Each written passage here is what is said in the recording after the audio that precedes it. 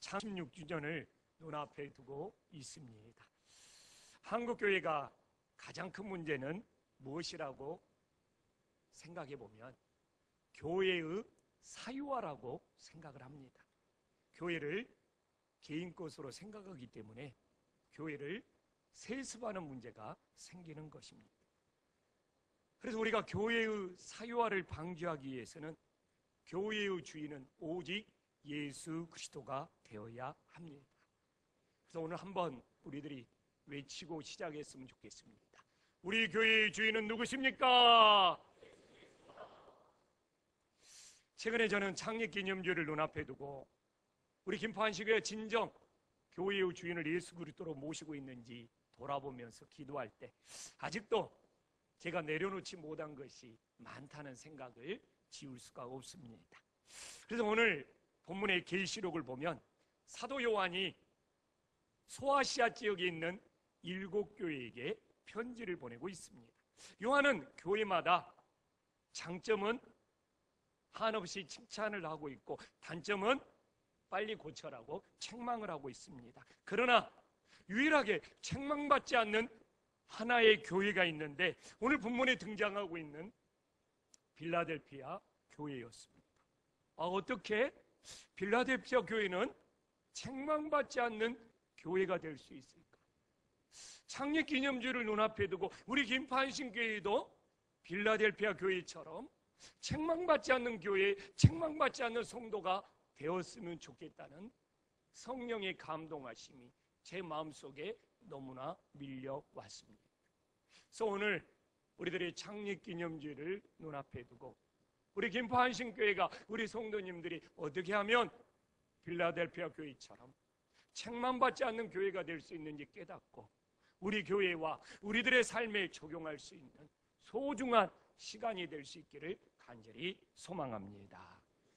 빌라델피아 교회는 이 사대 교회로부터 40km 정도 떨어진 고원지대에 위치한 아주 유명한 포도 생산지였습니다.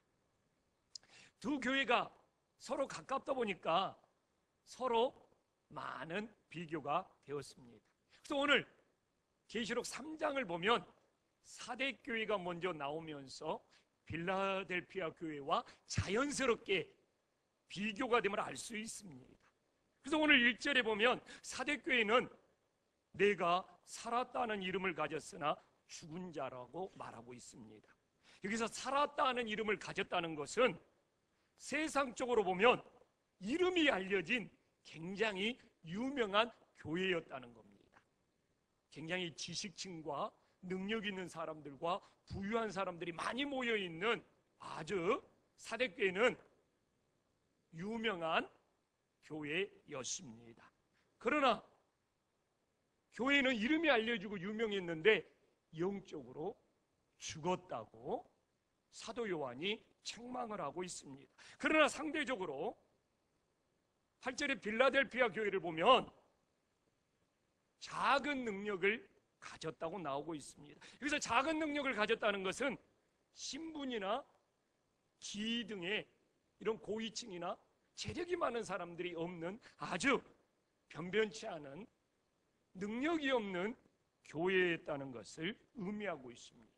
그러나 그렇게 능력이 없는 교회였지만 영적으로는 사도 요한이 살아있는 교회라고 말하고 있습니다. 우리가 오늘 본문을 보면서 세상적으로 유명하였지만 사대교회는 왜 영적으로 죽은 교회가 되고 빌라델피아 교회는 세상적으로 전혀 알려지지 않는 유명하지 않는 교회이지만 어떻게 영적으로 살아있는 교회가 될 수 있을까? 그 기준이 뭘까? 하나님께서는 지금 사대교회와 빌라델피아 교회를 판단하고 있는 기준은 무엇일까? 바로 행위라고 사대교회와 빌라델피아 교회에 분명히 나와 있습니다. 오늘도 1절에 보면 하나님께서 사대교회를 바라보는 기준은 하나님이 사대교회의 행위를 안다고 분명히 언급을 하고 있습니다. 그리고 2절로 넘어가면 사대교회의 행위는 온전한 것을 찾지 못했다고 사도 요한은 분명히 책망을 하고 있습니다. 사도교회 유명한 교회였고 세상에서 능력 있는 사람들이 많이 모여서 프로그램도 좋고 종교 활동은 열심히 하였습니다. 겉으로 보기에는요, 사대교회가 당시에 성장하는 교회였고 이름이 소아시아 전 지역으로 퍼져가는 교회였습니다. 그러나 안으로 보니까 하나님의 말씀을 따르는 행위가 없는 거예요. 유명한 사람, 능력 있는 사람들이 모여서 종교 활동하고 프로그램 진행하고 모여서 만찬도 하고, 그러나 안으로 들어가 보니까 하나님의 말씀을 따르는 행위가 없는 죽은 교회였다고 나오고 있습니다. 또한 빌라델피아 교회를 바라보는 기준도 똑같습니다. 8절에 보니까 빌라델피아 교회도 무엇을 안다고? 행위를 안다고 말하고 있습니다. 적용하는 기준이 똑같아요. 그래서 빌라델피아 교회는 이렇게 작은 능력이라는 것은 능력이 거의 없다는 거예요. 세상적으로 별 볼 일 없는 사람들이 모여 있지만 그 사람들은 마음을 다하여 예수님의 말씀을 지키려고 하다 보니까 영적으로 살아있는 교회라고 나오고 있습니다. 우리 창립 16주년을 놔두고 김포한신교회는 어느 방향으로 나가고 있습니까? 사도교회처럼 막 우리 교회의 이름을, 우리 교회가 유명해지려고 애쓰는 교회입니까? 아니면 빌라델피아 교회처럼 주님의 말씀을 지키는 일에 마음을 다하는지 우리가 한번 점검해 봐야 되지 않겠습니까? 저는 빌라델피아 교회처럼 우리 김포한신교회 세상적으로 능력 있고 유명하지 않을지라도 하나님의 말씀을 지키는 일에 마음을 다해서 영적으로 죽은 교회가 아니라 영적으로 살아있는 믿음의 교회가 될 수 있기를 간절히 소망합니다. 그럼 빌라델피아 교회가 작은 능력을 가지고 있었지만 주님의 말씀을 지킴으로 어떤 칭찬을 받았습니까? 8절에 보면 이게 주님의 말씀을 지킨다는 것이 주님의 이름을 배반하지 않았다고 나오고 있습니다. 어떤 사람들이 주님의 이름을 배반합니까? 하나님의 말씀을 붙잡지 않는 사람들이 결국은 주님의 이름을 배반하는 일들을 하더라고요. 베드로가요, 예수님을 3번이나 부인할 당시에요, 주님의 말씀을 붙잡지 않고 주님의 말씀을 기억하지 않고 자신의 생각대로 했기 때문에 주님의 이름을 배반하게 된 것입니다. 세상 사람들은요, 자신들의 이름을 위해 살고 있는 거예요.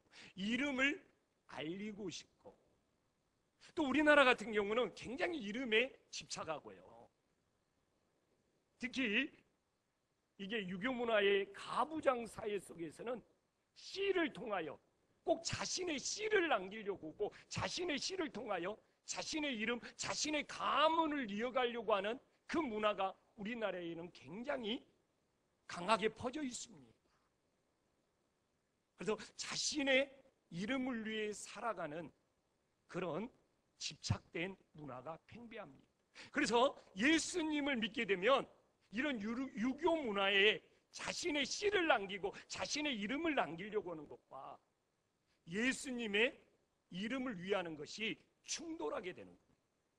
그래서 유교 문화와 기독교 문화는 굉장히 충돌합니다. 유교 문화는 자신의 씨, 자신의 이름을 남겨야 되는 거예요. 그러나 기독교의 문화는 자신의 이름이 아니라 예수님의 이름을 위하고 예수님의 이름을 남겨야 되기 때문에 이것이 갈등을 빚고 충돌하고 있는 거예요.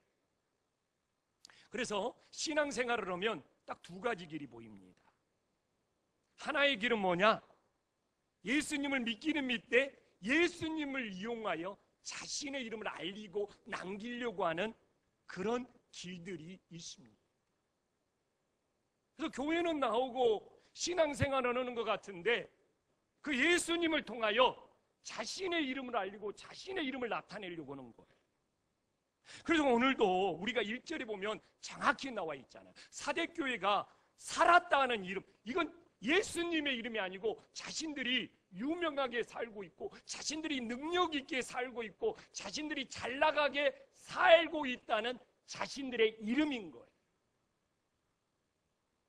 예수님을 믿되 예수님을 이용하여 나 예수님을 믿고 이렇게 잘 살고 있는 조영식의 이름이야.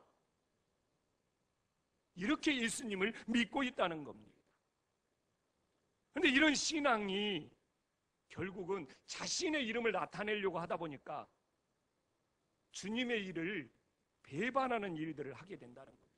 지금 유명한 교회들 자신의 교회 이름을 나타냈고 목사의 이름을 나타냈지만 세습하고 성적으로 타락하고 물질적으로 타락하여 주님의 일을 배반하는 일들을 끊임없이 하고 있다는 거예요. 이게 유교 문화가 기독교 속으로 들어왔기 때문에 어떻게 예수님을 믿기는 믿는데 여전히 자기의 이름에 집착하는 거예요. 또 하나의 길은 무엇입니까? 자신의 이름을 십자가에 못 박고 예수님의 이름을 높이는 것입니다. 진정 주님을 따르는 길이죠. 자신의 이름을 십자가에 못 박기 위해서는 하나님의 말씀을 붙잡을 때만 가능한 것입니다. 하나님의 말씀을 통해서 자신을 쳐서 복종시켜야 되는 것이죠. 하나님의 말씀으로 자기 자신을 복종시키지 못하면 여전히 자신의 이름이 드러나고 싶어하는 거예요. 그래서 사도 바울은 어떻게 나의 이름을 죽이고 예수의 이름을 높일 수 있느냐? 그래서 결단하는 것이 날마다 죽는 거잖아요. 고린도전서 15장 31절에 보면 사도 바울이 어떻게 나의 이름을 죽이고 예수님의 이름을 높일 수 있느냐? 날마다 죽는 것밖에 없습니다. 우리가 하나님의 말씀을 지킨다는 것은 그 말씀으로 나를 쳐서 복종시킴으로 나의 이름을 죽이고 예수님의 이름을 높인다는 의미가 담겨져 있는 것이죠. 그럼 우리가 하나님의 말씀을 붙잡고 주님의 이름을 배반하지 않는 자들에게는 하나님의 어떤 선물을 주십니까? 그 선물이 12절에 나와요. 요한은 이기는 자, 여기서 이기는 자는 누굽니까? 주님의 이름을 배반하지 않는 자가 이기는 자인 것이죠. 내 하나님의 성전의 기둥이 된다는 건 뭡니까? 결코 무너지지 않는 믿음이 된다는 거. 결코 무너지지 않는 믿음. 뭐 교회에서 내가 이 교회의 기둥이야. 근데 여기서 봐보십시오. 성전의 기둥은 기둥인데 성전이 두 종류가 있어요. 하나님의 성전의 기둥이 있고 사람의 성전의 기둥이 있어요. 예수님 봐보십시오. 사람이 세운 성전은 다 무너진다고 끊임없이 말씀하고 있어요. 사람이 세운 성전, 솔로몬의 성전, 헤롯 성전, 이 땅에 사람이 세운 성전들은 다 무너질 것이다. 그러나 하나님의 성전의 기둥은 뭐예요? 결코 무너지지 않는다는 것입니다. 그래서 우리가 주님의 이름을 배반하지 않을 때는 하나님의 성전의 기둥이 됩니다. 그건 이제 내 믿음이 무너질 리가 없는 것이죠. 그래서 12절에 계속 보면 내 믿음이 무너질 일이 없으니까 하나님을 다시 떠나는 일이 없는 것이죠. 그가 결코 다시 나아가지 않냐. 교회를 나갈 일이 없어요. 예수님으로부터 나갈 일이 없어요. 왜? 하나님 성전의 기둥이 되어서 결코 무너지지 않는 믿음이 되었으니 세상으로 다시 나갈 일이 없게 되는 것이죠. 이 시대에 진정 이런 믿음이 필요한 줄 깨달으시기를 간절히 소망합니다. 그래서 지금 내가 큰 능력을 가졌느냐 작은 능력을 가졌느냐가 문제가 아니라 정말 예수님 믿으면서 그 유교 문화에서 기독교 문화로 들어온 자기 이름을 남기고 자기 씨를 물려주고 이게 굉장히 강하잖아요. 이걸 진짜 죽이고 예수님의 이름만 높임으로써 사람의 성전이 아닌 하나님의 성전의 기둥이 되어서 결코 무너지지 않는 믿음들이 될 수 있기를 간절히 소망합니다. 근데 빌라델피아 교회가요 책망받지 않았잖아요. 그래도 교회에는 핍박이 있고 사단의 공격이 있다는 것을 9절에서 보여주고 있잖아요. 필라델피아 교회가 칭찬받는 교회였는데 어떤 사단의 공격, 어떤 사단의 핍박이 있었습니까? 사단이 들어와서 교회에서 거짓을 막 퍼뜨렸잖아요. 이렇게 건강한 교회도 사탄의 해가 들어와서 교회에 거짓을 퍼뜨리는 거예요. 근데 이 필라델피아 교회가 사탄이 들어와서 거짓을 퍼뜨렸는데 이겨낼 수 있었던 이유는 뭡니까? 하나님 말씀을 붙잡으니까. 근데 누가 사단의 종로를 했나? 유대인들이 거짓을 지켜라, 거짓을 퍼뜨리면서 누구의 종노릇을 한 거예요? 사단의 종노릇을 하고 있는 것이죠. 근데 유대인들은 몰랐을 거예요. 내가 사단의 종노릇을 한다. 모르고 했을 거예요. 그러나 모르고 한 죄도 큰 죄인 것이죠. 지금도요, 아무리 교회가 건강하다가도 사단은 유대인들처럼 사람들을 통해서 거짓을 교회에 퍼뜨려가지고 교회를 혼란스럽게 만드는 거예요. 아마 우리 교회가 말씀을 붙잡지 않냐면 이만 거짓된 소문, 거짓된 것을 퍼뜨리는 것에 교회는 흔들리고 넘어지게 되는 것이죠. 그래서 우리가 유대인들처럼 사단의 종노릇을 하면서 거짓을 퍼뜨리지도 말고 하나님의 말씀을 붙잡음으로 거짓에 속지도 말 수 있기를 간절히 소망합니다. 저는 늘 부교육자들에게 부탁합니다. 성도들에게 어떤 문제가 생겼을 때 누구 편을 들지 말아라. 가운데에서 피스메이커, 화해자가 되어야 된다. 양쪽 이야기를 들어보면 다 그럴 만한 사정들이 있거든요. 아무리 A 집사의 말이 옳은 것 같더라도 B 집사의 이야기를 들어보면 그럴 만한 사정이 있는 거예요. 근데 이 목회자가 가운데에서 한쪽 이야기만 듣고 한쪽으로 치우쳐버리면 헛된 소문을 퍼뜨리게 되는 거예요. 그래서 늘 중재자가 돼야 된다. 피스메이커가 돼야 된다.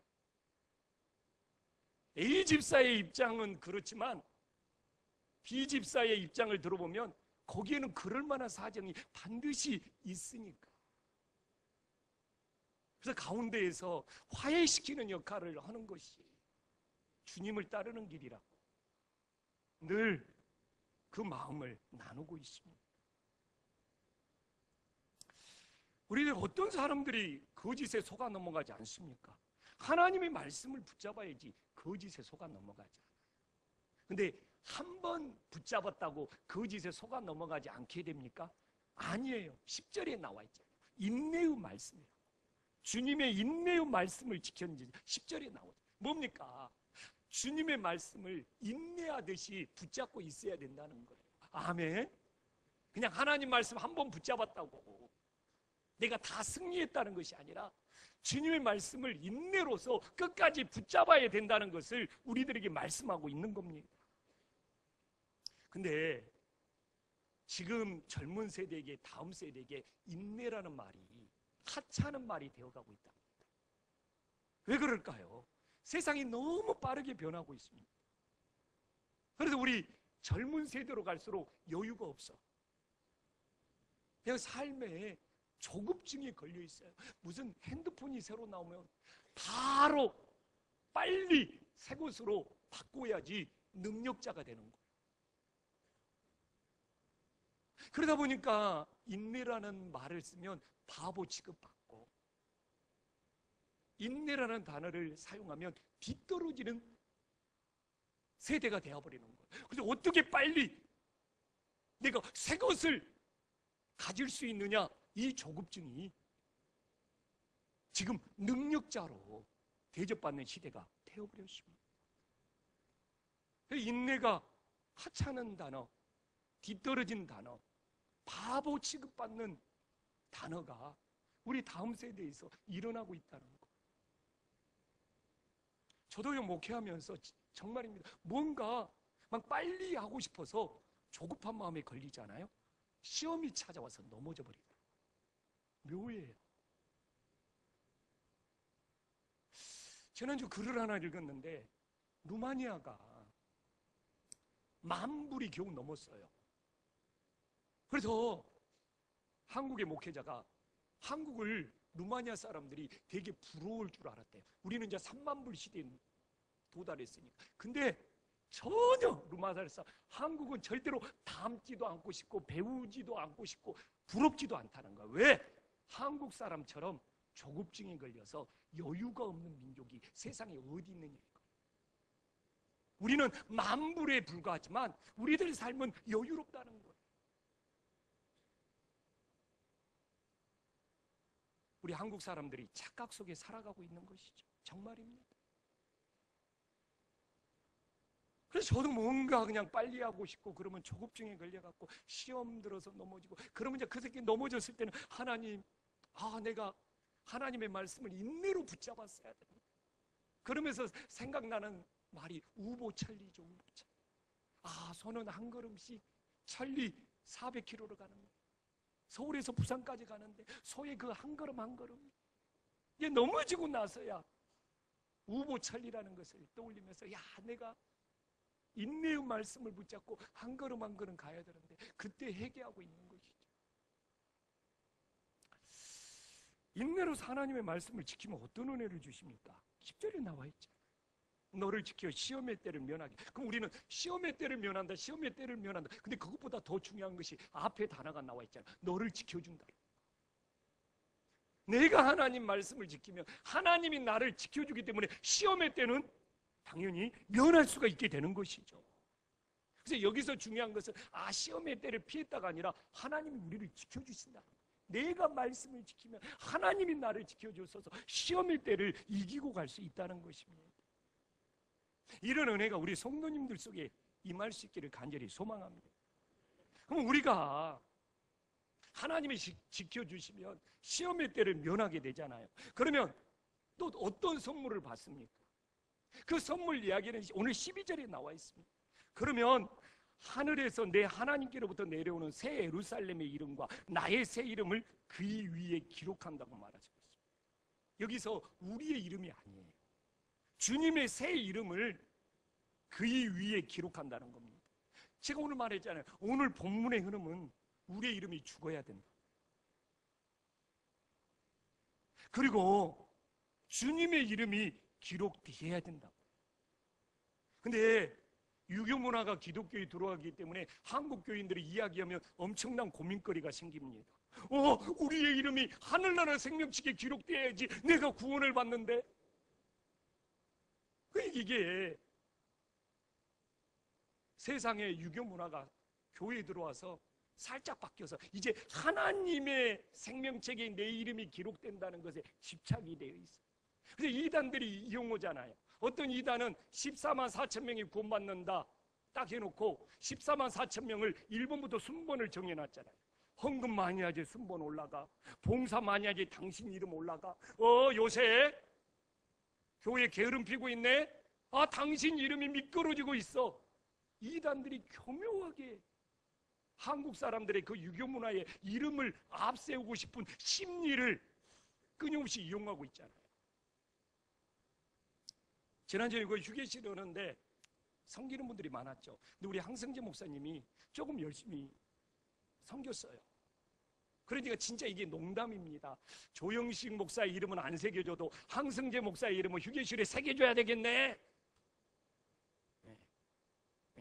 칭찬이었죠. 근데 이제 이 말 들으면 한 목사가 이제 섭섭할지 몰라. 내 이름 오늘 설교로 날아가 버렸네, 새기는 거. 이게 한국 사람들의 심성이랍니다.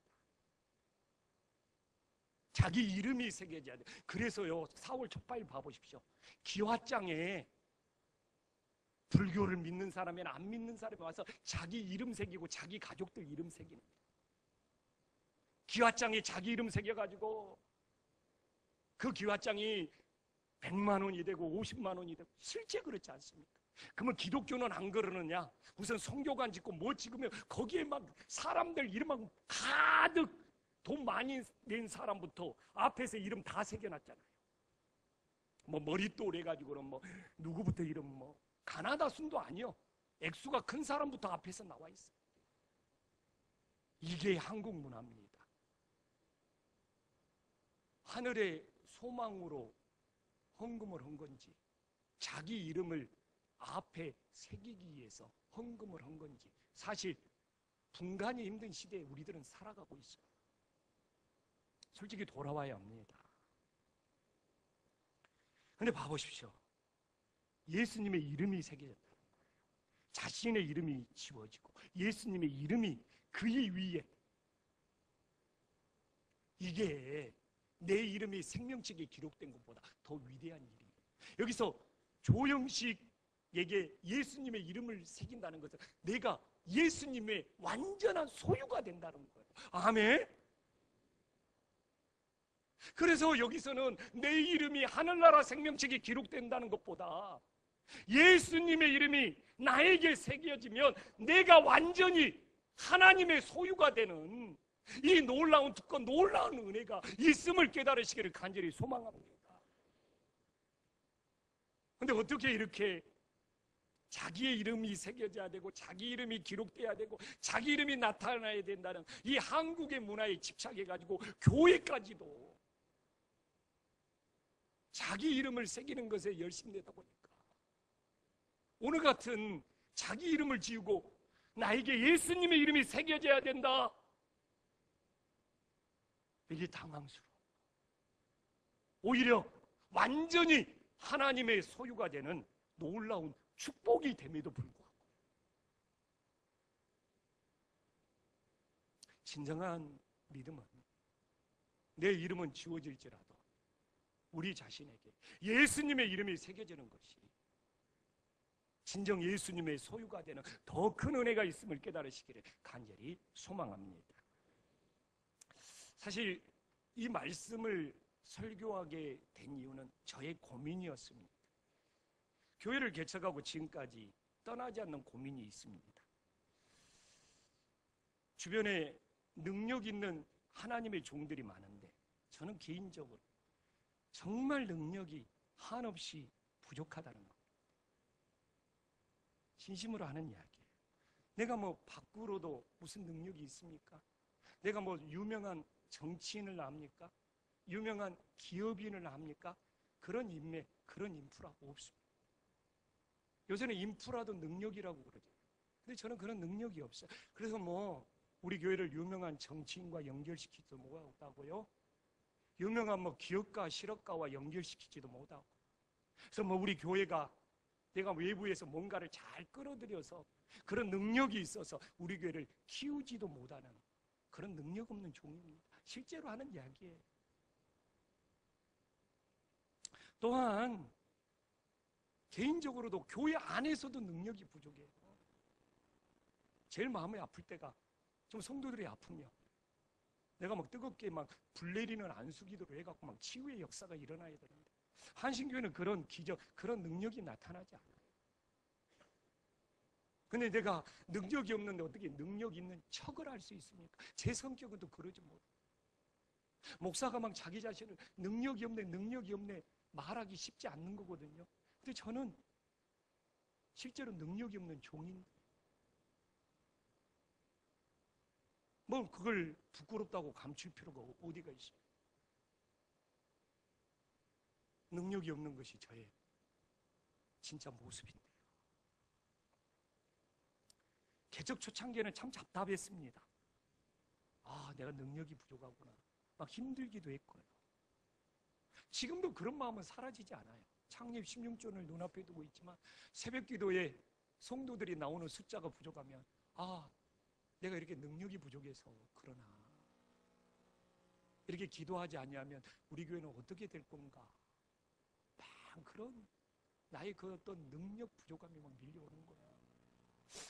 새가족이 잘 나올 때는 또 그런 생각 안 나오다가 또 새가족이 뜸하면 아, 내가 능력이 부족해서 새가족들이 찾아오지 않는가 보구나, 막 그런 자책이 들기도 하고요.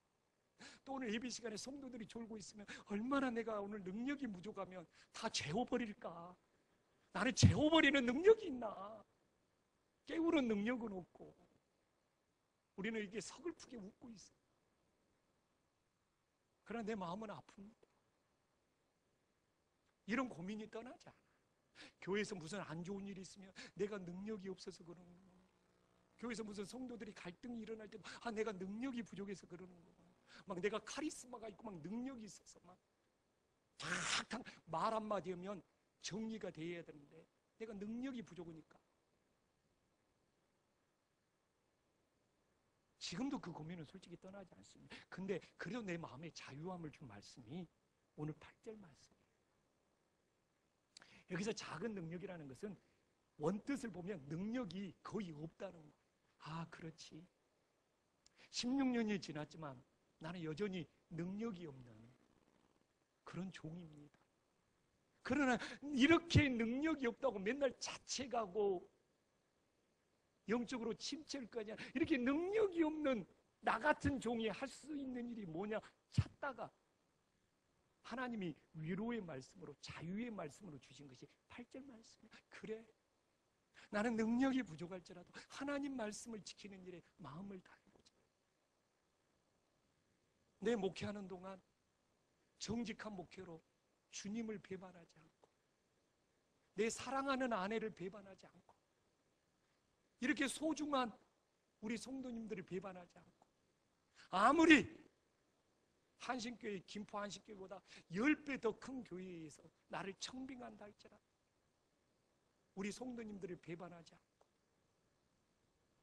내 이름이 유명해지지 않을지라도 내 교회가 유명해지지 않을지라도 이런 능력 없는 종들과 함께하는 우리 성도님들과 하나님 말씀을 지키기 위해서 몸부림쳐보자. 창립 16전을 눈앞에 두고 있습니다. 막 능력이 있고 막 기적이 있고 무슨 대단한 프로그램이 있다는 것을 기대하면 우리 한신교회와 함께 가기가 힘들 수도 있습니다. 그러나 우리가 빌라델피아 교회처럼 능력이 없는 성도들이 모여서 함께하고 있지만 그래도 이 시대에 하나님의 말씀을 지키기 위해서 함께 애쓰고 몸부림칠 수 있다면 이 교회에서 신앙생활하는 것이 은혜가 되고 감사가 될 수 있기를 간절히 소망합니다. 기도하겠습니다.